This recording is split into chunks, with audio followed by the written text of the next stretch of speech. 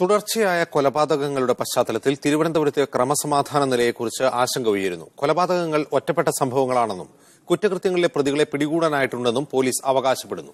ക്രമസമാധാന നില തകർന്നുവെന്നത് രാഷ്ട്രീയ ആരോപണം മാത്രമാണെന്ന് ആഭ്യന്തരമന്ത്രി രമേശ് ചെന്നിത്തലയും പറയുന്നു. ഒരാഴ്ചയ്ക്കുള്ളിൽ 3 കൊലപാതകങ്ങൾ. യുവതിയെ പട്ടാപ്പകൽ വെട്ടിക്കൊന്നത് ആറ്റിങ്ങൽ ബസ് സ്റ്റാൻഡിന് സമീപം. പ്രതി കാമുകൻ. നെടുമങ്ങാട് ആശുപത്രിയിൽ ഗുണ്ടാവളയാട്ടത്തിൽ ഒരാൾ കുത്തേറ്റ് മരിച്ചു. 3 പേർക്ക് പരിക്ക്. അന്ന് തന്നെ വക്കത്ത് യുവാവിനെ നടുറോഡിൽ ജനങ്ങൾ നോക്കി നിൽക്കെ തല്ലിക്കൊന്നു. കാഞ്ഞിരംകുളത്ത് വ്യാപാരിയുടെ മൃതദേഹം വഴിയിൽ കണ്ടെത്തിയതിലും ദുരൂഹത നിലനിൽക്കുന്നു. റൂറൽ മേഖലയിലാണ് ഈ കുറ്റകൃത്യങ്ങളെല്ലാം. എന്നാൽ എല്ലാം ഒറ്റപ്പെട്ട സംഭവങ്ങളാണെന്നും ഗുണ്ടാ ആക്രമണ പരമ്പര അല്ലെന്നുമാണ് പോലീസിന്റെ നിലപാട്. നിങ്ങൾക്ക് വേണമെങ്കിൽ ചേർത്ത് വായിക്കാം, പക്ഷേ ഇതെല്ലാം ഒറ്റപ്പെട്ട സംഭവങ്ങളാണ്.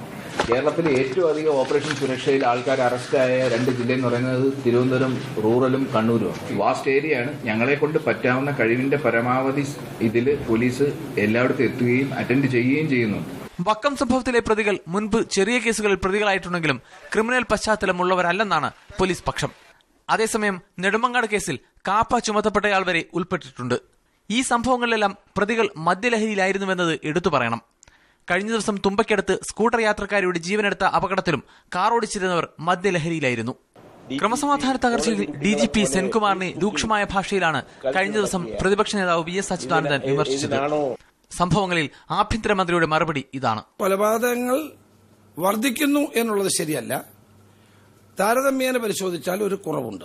പക്ഷേ കൂടുതൽ ഇത്തരം കൊലപാതകങ്ങൾ ഉണ്ടാകാതിരിക്കാനുള്ള ശക്തമായ നടപടികൾ സ്വീകരിക്കണം എന്നുള്ളത് തന്നെയാണ്. മീഡിയ 1 തിരുവനന്തപുരം.